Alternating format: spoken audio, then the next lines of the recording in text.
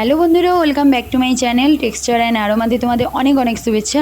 আজকে একটা পুরনো দিনের রেসিপি তোমাদের সঙ্গে শেয়ার করব। তো এখানে বাজার থেকে মাছ নিয়ে এসেছিলাম।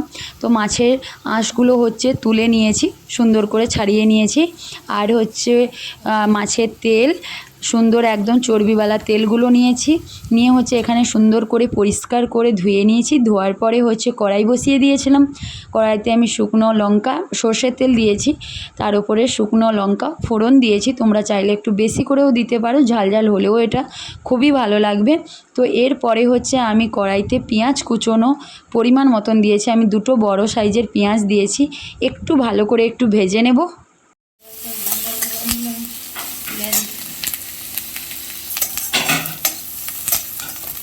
দেখো, পেঁয়াজগুলো কিন্তু একদম ব্রাউন ভাজিনি, হালকা জাস্ট ভেজে নিয়েছি। ভেজে নেওয়ার পরে একটু মোটা মোটা সাইজের কিন্তু পেঁয়াজ কেটেছি, একদম সরু সরু সাইজের কাটবে না, একটু মোটা সাইজের কাটবে। তো তার উপরে ধুয়ে রাখা আঁশগুলো এর মধ্যে আমি দিয়ে দিয়েছি। দিয়ে এবার আবারও একটু ভালো করে ভেজে নেব।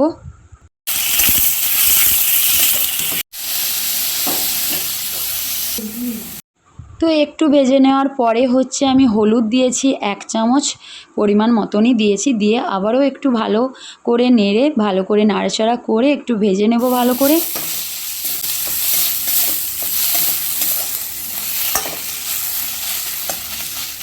তো এইদিকে লঙ্কাটা ঠান্ডা হয়ে গেছে, শুকনো লঙ্কা। তো এটা গরম গরম মানে একটু ঠান্ডা হয়ে যাওয়ার পরেই মাখিয়ে নিলে খুবই ভালো। তো এই জন্য এখানে আমি নুন দিয়ে পরিমাণ মতনই নুনটা দিয়ে দিয়েছি। দিয়ে মাখিয়ে নিচ্ছি।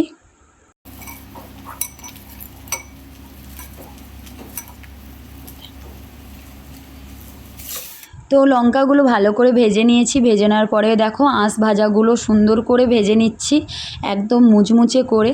তো আমিও ফার্স্ট টাইম খাবো, আমি কোনো দিন খাইনি। তো আমার বাড়ির যে দিদি, সে এসে বললো যে বৌদি এইটার একটা রান্না করো, এটা আমরা রান্না করি বা অনেক পুরনো দিনের রেসিপি। তো দিদি আজকে করছে। যাই হোক, আমি ভিডিও করছিলাম, বাকিটা বলেও দিচ্ছি। তো দিদি রান্না করছে আজকে, দিদি রান্না করে দিয়েছিল, আমি খেয়েওছি। খুবই ভালো টেস্ট, খুবই ভালো টেস্ট। আমিও প্রথমবার খেলাম, কারণ কোনো দিন আগে আমি খাইনি, এই ফার্স্ট টাইম খেয়েছি। খুবই ভালো টেস্ট, অবশ্যই কিন্তু একবার বাড়িতে বানাবে। তো দেখো, এখানে একদম সুন্দর হয়ে লাল লাল করে ভাজা হয়ে গেছে। তোমরা চাইলে একটু গুঁড়ো লঙ্কা দিতে পারো, মানে লাল লঙ্কার গুঁড়োও দিতে পারো।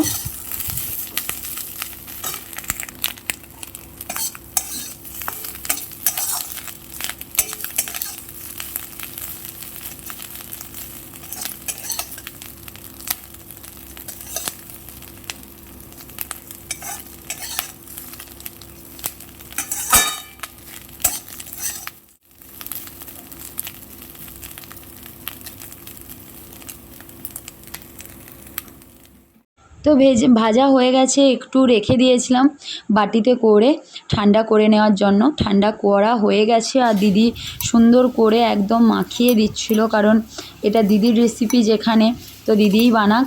আর আমি পুরো ক্যামেরাম্যান, পুরো আজকে ক্যামেরাই করছিলাম। তো যাই হোক, সুন্দর করে একদম মাখিয়ে গার্নিশ করে দিল দিদি। আর লাস্টে টুকটাক আমি একটু গার্নিশ করেছিলাম।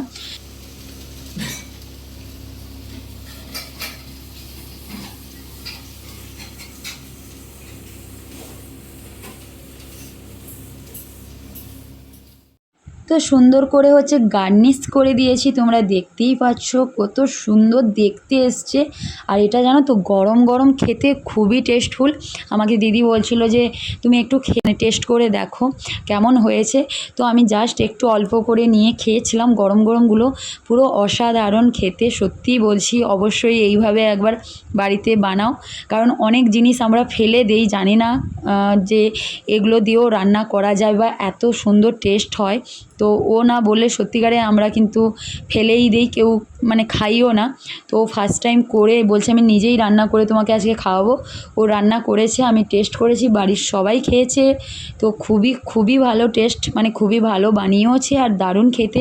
তোমরা অবশ্যই একবার বাড়িতে বানাও, আর কমেন্ট করে আমাকে জানাবে কেমন হয়েছে এই রেসিপি। আর এই রেসিপি যদি তোমাদের ভালো লাগে তাহলে অবশ্যই একটু লাইক করবে, শেয়ার করবে, সাবস্ক্রাইব করবে, আর পাশে থাকা বেল আইকন বাটনে ক্লিক করে নিও, তাহলে আমার ভিডিও সবার প্রথম তোমাদের কাছে পৌঁছে যাবে।